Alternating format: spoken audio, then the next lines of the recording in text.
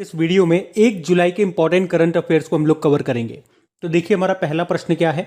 अभी हाल ही में राष्ट्रपति जी ने किस शहर में भारत रत्न डॉक्टर भीमराव अंबेडकर स्मारक एवं सांस्कृतिक केंद्र की आधारशिला रखी है?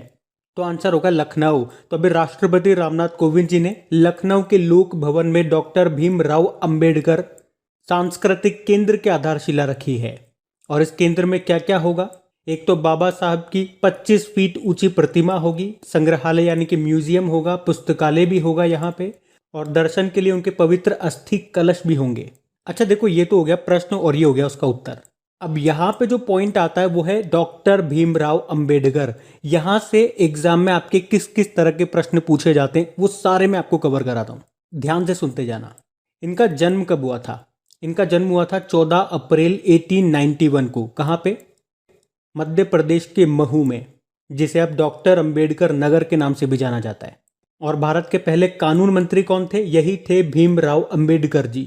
और तीनों गोलमेज सम्मेलन में किसने भाग लिया था? इन्होंने ही लिया था 1930 में, 1931 में और 1932 में। और प्रारूप समिति के अध्यक्ष कौन थे? ये प्रश्न भी पूछा जाता है एग्जाम में। तो यही थे भीमराव अंबेडकर जी। तो 29 अगस्त 1947 में संविधान सभा ने संविधान का मसौदा तैयार करने के लिए डॉक्टर भीमराव अंबेडकर की अध्यक्षता में एक प्रारूप समिति का गठन किया था। अच्छा बताइए, अंबेडकर जी की पहली पत्रिका या अखबार का नाम क्या था? मूल नायक। इसके अलावा बहिष्कृत भारत पत्रिका भी इन्हीं की थी। वैसे टोटल 5 पत्रिकाएं निकाली थी इन्होंने, 2 ये हो गई, इसके अलावा तीसरी थी समता, एक थी प्रबुद्ध भारत और एक थी जनता। अच्छा, इनके समाधि स्थल का नाम क्या है? नित्य भूमि। ये आपको मिलेगी मुंबई महाराष्ट्र में। अच्छा बताइए, डॉक्टर अंबेडकर जी ने संविधान की आत्मा किस अनुच्छेद को कहा है? तो आर्टिकल 32 को कहा है, और यही था संवैधानिक उपचारों का अधिकार। इन्हें भारत रत्न कब मिला था? भारत का सर्वोच्च नागरिक सम्मान 1990 में। और अगर आपसे पूछा जाए इंडिपेंडेंट लेबर पार्टी ये किसने बनाई थी? डॉक्टर अंबेडकर जी ने बनाई थी। और करंट अफेयर से अगर आप इनको रिलेट कर पाओ तो इनसे संबंधित 4 बुकों को अभी रिलीज किया था, लॉन्च किया था प्रधानमंत्री नरेंद्र मोदी ने ही, जिनके नाम क्या है बुकों के? जीवन दर्शन, व्यक्ति दर्शन, राष्ट्र दर्शन और आयाम दर्शन। और किसने लिखा इनको? किशोर मकवाणा ने लिखा है, यह आपको याद होना चाहिए। अच्छा वैसे तो इन्होंने बहुत सारी बुकें लिखी है अंबेडकर जी ने। एक इनकी बहुत फेमस बुक है जो कई बार एग्जाम में रिपीट हो चुकी है, नाम क्या है उसका? द प्रॉब्लम ऑफ रूपी, its origin and it's solution. तो इनसे रिलेटेड ये सारे इंपॉर्टेंट क्वेश्चंस मैंने आपको बताने की कोशिश की एक ही जगह पे। कई बार इनसे प्रश्न रिपीट होते हैं, अलग अलग तरीके से पूछे जाते हैं, आपको इनको याद रखना है। बढ़ते हैं आगे। और हाँ गाइस, देखिए आज आपको मेरा बोलना थोड़ा सा अजीब लगे, बोलने में थोड़ा सा डिफरेंस नज़र आए, क्योंकि मेरे मुंह में हो रहे हैं छाले, तो बोलने में मुझे तकलीफ हो रही है। तो कहीं कहीं शब्द को मैं शायद क्लियर ना बोल पाऊँ, तो उसका थोड़ा सा आप ध्यान रख लेना। और हाँ, अगर लेक्चर अच्छा लगता है तो इसे शेयर ज़रूर करना, वीडियोस को सपोर्ट ज़रूर करना आप लोग, और लाइक भी करना। फिर बताइए, अभी हाल ही में अंतर्राष्ट्रीय क्षुद्र ग्रह दिवस कब मनाया गया? तो आंसर होगा 30 जून को। और 30 जून को ही क्यों मनाते हैं पूछोगे तो एक्चुअली में 30 जून 1908 को रशिया में एक क्षुद्र ग्रह यानी कि एस्टेरॉयड ने तबाही मचाई थी। तो इसीलिए क्षुद्र ग्रह के प्रभाव के खतरे के बारे में जन जागरूकता बढ़ाने के लिए इसे मनाया जाता है 30 जून को। अच्छा बताइए, जो क्षुद्र ग्रह घेरा है जिसे आप एस्टेरॉयड बेल्ट कहते हो, ये कहाँ पे पाया जाता है? ये मंगल और बृहस्पति के बीच में पाया जाता है, यानी कि मार्स और जुपिटर के बीच में। ये जो क्षुद्र ग्रह होते हैं ये छोटे छोटे चट्टानी पिंड होते हैं जो कि किसके चक्कर लगाते हैं, किसकी परिक्रमा करते हैं? सूर्य की। अच्छा चलिए, करंट अफेयर्स का प्रश्न पूछते हैं आपसे। बताइए, अभी नासा ने किसके सम्मान में एक क्षुद्र ग्रह का नाम रखा था? तो आंसर होगा पंडित जसराज। मेवात घराने से संबंधित थे ये इंपॉर्टेंट क्वेश्चन रहेगा, याद रखना इसे। अच्छा, 30 जून को ही एक और दिन मनाते हैं, अंतरराष्ट्रीय संसदीय दिवस, इंटरनेशनल डे ऑफ पार्लियामेंटरिज्म। ये भी आप ध्यान रखना। अब इंपॉर्टेंट डे वाला क्वेश्चन फिर से आ गया, और जब भी इंपॉर्टेंट डे वाला क्वेश्चन आता है हर बार उस महीने के सारे इंपॉर्टेंट डे मैं आपको रिवाइज कराता हूँ। आज मैं आपको डे रिवाइज नहीं कराऊंगा, आज हम देखते हैं कुछ इंपॉर्टेंट देशों की संसदों को हम क्या कहते हैं। देखिए, यूएसए की संसद को कहते हैं कांग्रेस, इजराइल की संसद को कहते हैं नेसेट, जापान की संसद आप जानते हो डाइट कहते हैं, रशिया की संसद को ड्यूमा कहते हैं, मालदीव की संसद को क्या कहते हैं? मजलिस कहते हैं, वैसे ईरान की संसद को भी मजलिसी कहते हैं, चाइना की संसद को नेशनल पीपल कांग्रेस कहते हैं और अफगानिस्तान की संसद को शूरा कहते हैं, शूरा। और उसी तरह से याद रख लो, सऊदी अरब की संसद को कहते हैं मजलिस अल शूरा, इटली की संसद को सीनेट कहते हैं, सीनेट, जर्मनी की को बुंडस्टैग कहते हैं, बुंडस्टैग, और पाकिस्तान की संसद है नेशनल असेंबली, और मिस्र यानी कि इजिप्ट की संसद को हम कहते हैं पीपल्स असेंबली। बाकी ब्रिटेन हो गया, ऑस्ट्रेलिया, कनाडा, दक्षिण अफ्रीका, इन सब की संसद को पार्लियामेंट कहा जाता है। और नेपाल की संसद को क्या कहते हैं? राष्ट्रीय पंचायत कहते हैं। तो ये आप ध्यान रखना, कई बार इसमें से भी प्रश्न पूछ लिए जाते हैं। जो इंपॉर्टेंट थी मैंने आपको सारी बता दी एक साथ। बढ़ते आगे। फिर बताइए, अभी हाल ही में एशिया के सबसे लंबे और दुनिया के 5वें सबसे लंबे हाई स्पीड ट्रैक का उद्घाटन कहाँ पे किया गया? तो आंसर होगा इंदौर में। तो हमारे भारी उद्योग और सार्वजनिक उद्यम मंत्री यानी कि हैवी इंडस्ट्रीज और पब्लिक एंटरप्राइजेज मिनिस्टर हैं प्रकाश जावड़ेकर। उन्होंने ही अभी इंदौर के पीथमपुर में नेट्रैक्स हाई स्पीड ट्रैक का उद्घाटन किया, जो कि एशिया का सबसे लंबा और दुनिया का 5वां सबसे लंबा हाई स्पीड ट्रैक है। इस ट्रैक की लंबाई कितनी है वैसे? 11.3 किलोमीटर है। अच्छा, यहाँ पे नेट्रैक्स का मतलब क्या हो गया? National automotive test tracks. तो अब जो हमारी ऑटोमोबाइल कंपनियां हैं वो वाहनों की टेस्टिंग के लिए उनको विदेश नहीं जाना पड़ेगा, उनकी टेस्टिंग अब भारत में ही हो सकेगी। मतलब यहाँ पे सीधे रास्तों, अगर कोई स्ट्रेट रोड है तो वहाँ पे स्पीड की कोई लिमिट नहीं है, तो आपको ध्यान रखना है। अच्छा, आप बताइए, अभी देश का सबसे स्मार्ट सिटी कौन सा बना था? एक तो सूरत और एक इंदौर, ये दोनों बने थे। स्टेट में बात करेंगे तो टॉप पे यूपी रहा था। अच्छा चलिए, एक और प्रश्न का जवाब दीजिए। भारत की सबसे लंबी रोड सुरंग कौन सी है? चेनानी नाशेरी, जम्मू कश्मीर में है। वैसे इसका नाम बदलकर अब डॉक्टर श्यामा प्रसाद मुखर्जी के नाम पे कर दिया गया। इसकी लंबाई है 9.2 किलोमीटर। वैसे हिमाचल प्रदेश में जो रोहतांग सुरंग है उसका नाम किन के नाम पे रखा गया है? अटल जी के नाम पे, अटल सुरंग कर दिया गया। ध्यान रखना इन्हें भी। बढ़ते आगे। फिर बताइए, अभी हाल ही में किस देश ने दुनिया का दूसरा सबसे बड़ा जल विद्युत बांध बनाया है? तो आंसर होगा चाइना ने। तो अभी चाइना ने दुनिया के दूसरे सबसे बड़े जल विद्युत बांध की पहली 2 उत्पादन इकाइयों यानी कि प्रोडक्शन यूनिट को चालू कर दिया है। और चाइना में ये दुनिया का दूसरा सबसे बड़ा हाइड्रो पावर प्लांट है। किस बांध पर? बेहतन बांध पर। और ये बेहतन बांध, ये बेहतन डैम दक्षिण पश्चिमी चीन में जिनशा नदी पर स्थापित किया गया है। और जिनशा नदी, याद रखना, ये यांगसी नदी की ही एक सहायक नदी है। और यांगसी नदी से कुछ पॉइंट याद रख लो, जैसे कि एशिया की सबसे लंबी नदी कौन सी है? तो ये यांगसी नदी है। और ये दुनिया की बात करेंगे तो तीसरी सबसे लंबी नदी है। और चाइना का जो ये शंघाई शहर है ना, वो इसी यांगसी नदी के किनारे स्थित है। और आपको बता दूं, 2003 में इसी यांगसी नदी पर 22.5 मिलियन किलोवाट उत्पादन क्षमता के साथ खोले गए 3 गॉर्जेस डैम के बाद आकार में ये दूसरा सबसे बड़ा डैम होगा। अच्छा चलिए बताइए, चीन का शोक किस नदी को कहते हैं? पीली नदी को कहते हैं। और पीली नदी को ही हुआंग हो नदी भी कहते हैं। तो इस प्रश्न से याद रखना, किस देश ने दुनिया का दूसरा सबसे बड़ा जल विद्युत बांध बनाया? तो चाइना ने। किस नदी पे बनाया, ये आपको ध्यान रखना है। और उस बांध का नाम है बेहतन बांध। अच्छा, अभी आपको याद होगा, दुनिया का सबसे बड़ा हिमखंड आइसबर्ग ये अंटार्कटिका से टूट गया था, उसका नाम क्या था? A67 था। और अभी दुनिया का तीसरा सबसे बड़ा हीरा कहाँ पे मिला है? बोत्सवाना में मिला है। अब बात यहाँ पे चाइना की है, तो ये रहा मैप में चाइना। चाइना की कैपिटल बीजिंग है, करेंसी है रेनमिनबी और प्रेसिडेंट है शी जिनपिंग।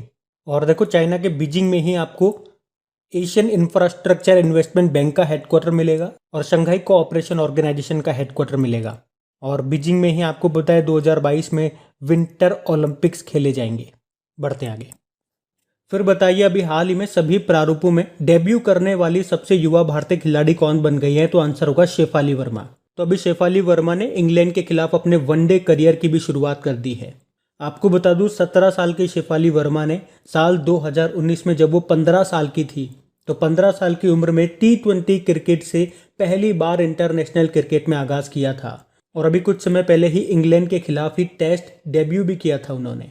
और अब वनडे में डेब्यू कर तीनों फॉर्मेट में डेब्यू करने वाली सबसे युवा भारतीय खिलाड़ी ये बन गई हैं और दुनिया की 5वीं सबसे युवा खिलाड़ी बन गई हैं। अच्छा, तो दुनिया में सबसे युवा खिलाड़ी कौन है तीनों फॉर्मेट में डेब्यू करने वाली? तो आंसर होगा अफगानिस्तान की है, मुजीबुर रहमान उनका नाम है, जो सभी प्रारूपों में तीनों फॉर्मेट में खेलने वाली सबसे युवा खिलाड़ी हैं दुनिया की। और भारत में तो शेफाली वर्मा बन गई हैं। बाकी स्मृति मंधाना, आपको याद होगा पिछले साल नवंबर में इक्विटास स्मॉल फाइनेंस बैंक की ब्रांड एम्बेसडर बनी थी। मिताली राज, अभी मार्च 2021 में पढ़ा था हमने इनके बारे में कि अंतर्राष्ट्रीय क्रिकेट में 10,000 रन बनाने वाली पहली और दुनिया की दूसरी महिला खिलाड़ी बनी है ये। और झूलन गोस्वामी, ये ओडीआई में 200 विकेट लेने वाली विश्व की पहली क्रिकेटर हैं। अच्छा चलिए बताइए, भारतीय महिला क्रिकेट टीम के अभी कोच बने थे नए, क्या नाम है उनका? याद रखना, रमेश पंवार उनका नाम है।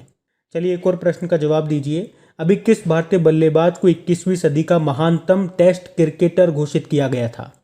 सचिन तेंदुलकर को। और बॉलर में बात करेंगे तो मुथैया मुरलीधरन को, जो कि श्रीलंका के हैं।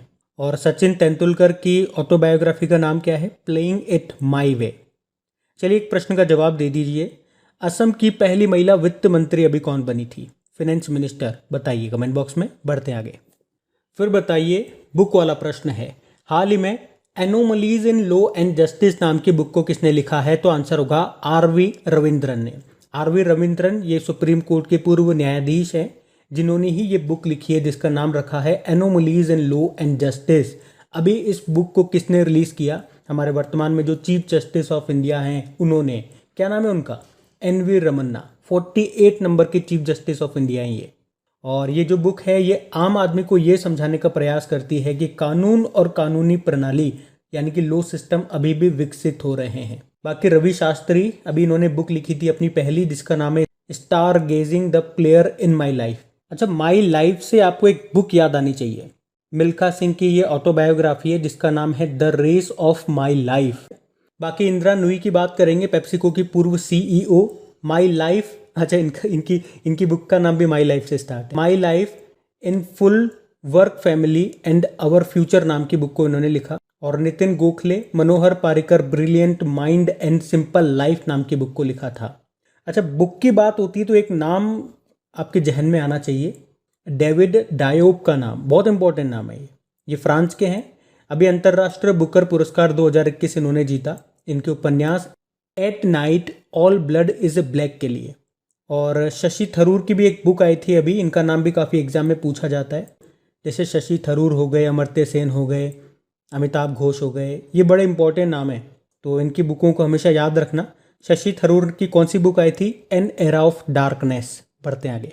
फिर बताइए, अभी हाल ही में Indian federation of United nation association के नए अध्यक्ष किसे नियुक्त किया गया? तो आंसर होगा शंभुनाथ श्रीवास्तव को। तो इलाहाबाद हाईकोर्ट के पूर्व न्यायाधीश और छत्तीसगढ़ के पूर्व प्रमुख लोकायुक्त रह चुके शंभुनाथ श्रीवास्तव को अभी Indian federation of United nation association का नया अध्यक्ष नियुक्त किया गया है। और ये जो Indian federation of United nation association है, ये यूनाइटेड नेशन और इसकी विशेष एजेंसियों के उद्देश्य को बढ़ावा देने के लिए एक नॉन प्रॉफिटेबल एजेंसी है और उसी के अध्यक्ष बने हैं शंभुनाथ श्रीवास्तव। बाकी जगजीत पवाड़िया अभी इंटरनेशनल नारकोटिक्स कंट्रोल बोर्ड के ये अध्यक्ष बने थे और इंटरनेशनल नारकोटिक्स कंट्रोल बोर्ड के हेडक्वार्टर कहाँ पर है? वियना, ऑस्ट्रिया में है। बाकी विक्रमजीत सेन की बात करेंगे तो इंडियन ब्रॉडकास्टिंग फाउंडेशन के ये अध्यक्ष बने थे। वैसे अभी याद रखना, इंडियन ब्रॉडकास्टिंग फाउंडेशन का नाम बदल दिया और बदल के क्या हो गया वैसे? Indian broadcasting and digital foundation. बाकी टीवी नरेंद्रन, वैसे तो टाटा स्टील के एमडी सीईओ हैं ये, लेकिन अभी confederation of Indian industry CII के अध्यक्ष बने थे ये, उदय कोटेक की जगह। और अभी फिक्की के नए अध्यक्ष का नाम बता सकते हो क्या? उदय शंकर उनका नाम है। देखो, दो नाम मैं आपको और बताना चाहूँगा जो आपके एग्जाम पॉइंट ऑफ व्यू से बहुत ज़्यादा इंपॉर्टेंट है। एक डॉक्टर पैट्रिक अमोथ का नाम, ये केन्या के हैं वैसे तो, लेकिन WHO के कार्यकारी बोर्ड के अध्यक्ष बने ये भी, डॉक्टर हर्षवर्धन की जगह। और केन्या से तो एक नाम मैंने आपको और बताया था, मार्था कूम, केन्या की पहली महिला चीफ जस्टिस बनी है। केन्या की कैपिटल नैरोबी है। और कमेंट बॉक्स में टाइप करके बताइए नैरोबी में आपको किसका हेडक्वार्टर मिलेगा। बाकी एक अब्दुल्ला शाहिद का नाम भी याद रखना है, मालदीव के विदेश मंत्री हैं। अभी यूनाइटेड नेशन जनरल असेंबली के 76th सेशन के ये अध्यक्ष बने थे, ध्यान रखना इनको भी। बढ़ते हैं आगे। और हाँ देखिए, काफ़ी सारे स्टूडेंट्स को हो सकता है आज का वीडियो थोड़ा सा फास्ट लग रहा हो, क्योंकि बहुत सारे स्टूडेंट्स की एक शिकायत रहती है कि वीडियो काफ़ी लेंदी हो जाता है, उसको छोटा करिए। मैंने उनको समझाने की कोशिश भी की है कि अगर एक्स्ट्रा फैक्ट्स मुझे बताने पड़ेंगे तो वो तो टाइम लेंगे ही सही, अगर इसमें से एक्स्ट्रा फैक्ट्स हटा देंगे तो वीडियो शॉर्ट हो जाएगा। लेकिन फिर भी मैं कोशिश कर रहा हूँ वीडियो का टाइम कम कर सकूँ, फैक्ट वही रहें, इसलिए मैं थोड़ा सा स्पीड पे बोल रहा हूँ। तो जिसको अगर स्पीड से दिक्कत है तो आप एक काम करना, सेटिंग में जाकर के स्पीड को आप कम ज़्यादा कर लेना, ज़्यादा लगती है तो कम कर लो, कम लगती है तो ज़्यादा कर लो, प्रॉब्लम सॉल्व। हम तो अगला प्रश्न देखते हैं। अभी किस अंतरिक्ष एजेंसी के द्वारा पहला दिव्यांग अंतरिक्ष यात्री नियुक्त किया जाएगा? तो आंसर होगा यूरोपियन स्पेस एजेंसी। तो यूरोपियन स्पेस एजेंसी दुनिया के पहले शारीरिक रूप से अक्षम अंतरिक्ष यात्री को नियुक्त कर लॉन्च करेगी। तो यूरोपियन स्पेस एजेंसी ये पैरा एस्ट्रोनॉट के लिए अभी नई तकनीक भी विकसित कर रही है और इससे दुनिया को ये संदेश जाएगा कि अंतरिक्ष सभी के लिए है। यूरोपियन स्पेस एजेंसी की स्थापना होती है 1975 में। इसका मुख्यालय आपको मिलेगा पेरिस में। तो ये जो है ये 22 सदस्य देशों का एक अंतर सरकारी संगठन है। देखो, यूरोपियन स्पेस एजेंसी से आपको 2 पॉइंट याद आते होंगे। अभी इसने एनविजन नाम से एक सैटेलाइट को लॉन्च किया था शुक्र ग्रह को स्टडी करने के लिए, और ये लकड़ी का एक सैटेलाइट भी भेजेगा जिसका नाम रखा है वीजा वुड सेट। न्यूजीलैंड से लॉन्च किया जाएगा इसे, और अब ये विकलांग अंतरिक्ष यात्री को भी भेजेगा, ऐसा इसने कहा है। अच्छा, कुछ प्रमुख देशों की आपको स्पेस एजेंसियों के नाम याद होने चाहिए। जैसे कि नासा आप जानते ही हो, यूएसए की स्पेस एजेंसी है। और रशिया की स्पेस एजेंसी क्या है? रोसकॉस्मोस। जापान की जाक्सा है, जाक्सा मतलब Japan aerospace exploration agency. China की CNSA है, चाइना नेशनल स्पेस एजेंसी। लेकिन ध्यान रखना, एक CNES भी है, ये फ्रांस की स्पेस एजेंसी है, national centre for space studies. तो इनमें आप कंफ्यूज मत होना। बाकी हमारी तो आप जानते ही हो, भारत की इसरो है। बढ़ते हैं आगे। फिर बताइए, अभी हाल ही में डोप प्रतिबंध पाने वाली पहली महिला क्रिकेटर कौन बन गई है? तो आंसर होगा अंशुला राव। तो मध्य प्रदेश के ऑलराउंडर अंशुला राव ये डोप टेस्ट में फेल होने के बाद 4 साल का प्रतिबंध प्राप्त करने वाली पहली महिला क्रिकेटर बन गई हैं। इनका नाम ध्यान रखना। अच्छा, देश की पहली जब भी बात होती है तो एक मोस्ट इंपॉर्टेंट क्वेश्चन आता है याद। चलो आप ही बता दीजिए उसका आंसर। देश की पहली इलेक्ट्रिक सिटी ये कौन सी बनी है? बताइए कौन सी बनी है। बढ़ते हैं आगे। फिर बताइए, अभी हाल ही में चर्चा में रही राही सरनोबत, इनका संबंध किस क्षेत्र से है या किस खेल से है? तो शूटिंग से इनका संबंध है, शूटर हैं ये। तो भारत की जो ये राही सरनोबत है, अभी इन्होंने ISSF शूटिंग वर्ल्ड कप में महिलाओं की 25 मीटर पिस्टल कंपटीशन में गोल्ड मेडल जीता है। और वैसे इस टूर्नामेंट में 1 सिल्वर और 2 ब्रॉन्ज मेडल जीतने वाली ये पहली भारतीय भी हैं। अच्छा, ये ISSF शूटिंग वर्ल्ड कप 2021 का आयोजन कहाँ पे किया जा रहा है? क्रोएशिया में, क्रोएशिया के ओसीजैक में। देखो, दीपिका कुमारी का नाम हमने कल पढ़ा था। ये क्या है? ये तीरंदाज हैं। अभी 2021 के जो तीरंदाजी विश्व कप चल रहे हैं पेरिस में, उसमें एक दिन में 3 गोल्ड जीत करके इन्होंने रिकॉर्ड बनाया था। तो वो भी ध्यान रखना। फिर बताइए, अभी 28 जून 2021 को किन देशों के बीच में सी ब्रिज अभ्यास शुरू हुआ था? तो आंसर होगा यूक्रेन और यूएसए। तो सी ब्रिज एक्सरसाइज हुआ यूक्रेन और यूएसए के बीच में। कहाँ पे हुआ? काला सागर में। और वैसे रशिया ने इस एक्सरसाइज का विरोध भी किया था। अच्छा, अगर कुछ इंपॉर्टेंट एक्सरसाइजेस की बात करें कि अमेरिका के साथ हम कौन कौन सी एक्सरसाइज करते हैं, हम अमेरिका के साथ वज्र प्रहार नाम की एक्सरसाइज करते हैं, युद्ध अभ्यास करते हैं। टाइगर ट्रियम्फ हमने शुरू किया। कोप इंडिया भी हम इसके साथ करते हैं। एक मालाबार नौसैनिक अभ्यास भी है। वैसे मालाबार नौसैनिक अभ्यास में तो जापान और इस बार हमने ऑस्ट्रेलिया को भी शामिल किया है। और इस साल में बात करेंगे तो अमेरिका के साथ हमने 2 ही एक्सरसाइज की है। कौन कौन सी? एक तो युद्ध अभ्यास किया जो कि राजस्थान में, और एक वज्र प्रहार किया था हिमाचल प्रदेश के बकलो में। बाकी आपको याद होगा, अभी नाटो ने एक एक्सरसाइज किया था। नाटो यानी कि नॉर्थ अटलांटिक ट्रीटी ऑर्गेनाइजेशन। क्या नाम है एक्सरसाइज का? Street fast defender 2021। अभी बताइए, खंजर नाम का एक्सरसाइज किन किन के बीच में हुआ था? भारत और किर्गिस्तान के बीच में, बिश्केक में हुआ ये। और अभी हमने फ्रांस के साथ एक एक्सरसाइज किया था, एक्सरसाइज डेजर्ट नाइट, ये राजस्थान के जोधपुर में किया था। संप्रीति नाम का एक्सरसाइज हम बांग्लादेश के साथ में करते हैं। और अभी डस्ट लिक नाम का एक्सरसाइज हमने किसके साथ किया था? उज्बेकिस्तान के साथ में। कहाँ पे? उत्तराखंड के रानीखेत में। तो ये भी आप ध्यान रखना। बाकी यूक्रेन की कैपिटल होती है कीव और इसके प्रेसिडेंट हैं वोलोडिमिर जेलेंस्की। बढ़ते हैं आगे। फिर बताइए अभी हाल ही में किस राज्य सरकार ने मुख्यमंत्री दलित अधिकारिता कार्यक्रम को लागू किया है? तो आंसर होगा तेलंगाना ने। तो अभी तेलंगाना सरकार ने मुख्यमंत्री दलित अधिकारिता कार्यक्रम को शुरू कर दिया है, जिसके तहत पात्र दलित लाभार्थियों को 10 लाख रुपए की वित्तीय सहायता दी जाएगी। और इसके पहले चरण में 11,900 लोगों को इसके लिए चुना गया है। और रायतु बंधु योजना की तरह ही इसमें भी जो पैसा होगा वो सीधे चुने गए लोगों के बैंक खातों में डाल दिया जाएगा। तो एक्चुअली में दलित लोगों को आर्थिक स्तर पर मजबूत बनाने के लिए ये फैसला लिया गया, ये कार्यक्रम शुरू किया गया। अभी एक और कार्यक्रम शुरू हुआ था यहाँ पे, रेव अप कार्यक्रम। बाकी बात तेलंगाना की है तो ये रहा मैप में तेलंगाना। कैपिटल इसकी हैदराबाद है। हैदराबाद में आप जानते हो दुनिया का सबसे बड़ा मेडिटेशन सेंटर भी शुरू हुआ है। उसके अलावा 2020 tree city of the world के रूप में मान्यता प्राप्त करने वाला एकमात्र भारतीय शहर हैदराबाद ही है। दुनिया का पहला mobile water from air kiosk और वाटर नॉलेज सेंटर ये भी स्थापित किया गया हैदराबाद में ही। और भारत का पहला ट्रांसजेंडर कम्युनिटी डेस्क भी खुला है हैदराबाद में। और आप जानते हो देश का पहला रिमोट मॉनिटरिंग सिस्टम भी लॉन्च हुआ था हैदराबाद में। और हैदराबाद में जो नेहरू जूलॉजिकल पार्क है उसे ISO सर्टिफिकेट भी मिला था। और इसी के साथ ये ISO सर्टिफिकेट पाने वाला देश का पहला चिड़ियाघर बना था। बाकी यहाँ के जो मुख्यमंत्री हैं के चंद्रशेखर राव हैं, गवर्नर हैं तमिलिसाई सौंदरराजन, जिनके पास पुडुचेरी के लेफ्टिनेंट गवर्नर का भी अतिरिक्त प्रभार है। और यहाँ की पहली महिला चीफ जस्टिस कौन बनी है? हिमा कोहली बनी है। ये तेलंगाना ही है जिसने 2020 को आर्टिफिशियल इंटेलिजेंसी का वर्ष घोषित किया है। और आर्टिफिशियल इंटेलिजेंस स्टार्टअप्स को सक्षम और सशक्त बनाने के लिए ही अभी रेव अप कार्यक्रम को शुरू किया था इसने। तो बात करेंगे कल के वीडियो में पूछे गए प्रश्न के उत्तर की। तो कल के वीडियो में आपसे पूछा था अभी किसे केंद्रीय सतर्कता आयुक्त के रूप में नियुक्त किया गया? तो आंसर होगा सुरेश एन पटेल को। आप सभी ने प्रश्न का बिल्कुल सही उत्तर दिया है। और गाइज एक बार फिर से याद दिला दूं कि एक तो वीडियो को अगर अच्छा लगा है तो लाइक ज़रूर करना, और हाँ वीडियोस को प्लीज़ सपोर्ट ज़रूर करें। आप लोगों की सपोर्ट की बहुत ज़्यादा ज़रूरत है इन वीडियोस को। अगर आपको लगता है कि वीडियो हेल्पफुल है आपके लिए और आप लोगों को इससे मदद मिलती है तो प्लीज़ वीडियोस को भी आप लोगों की मदद की ज़रूरत है। इसकी मदद ज़रूर करें, शेयर ज़रूर करें। जो भी आपका स्टडी ग्रुप हो गया व्हाट्सएप पे, फेसबुक पे या टेलीग्राम यूज़ करते हैं या अपने दोस्तों के साथ आप इसको शेयर ज़रूर करना।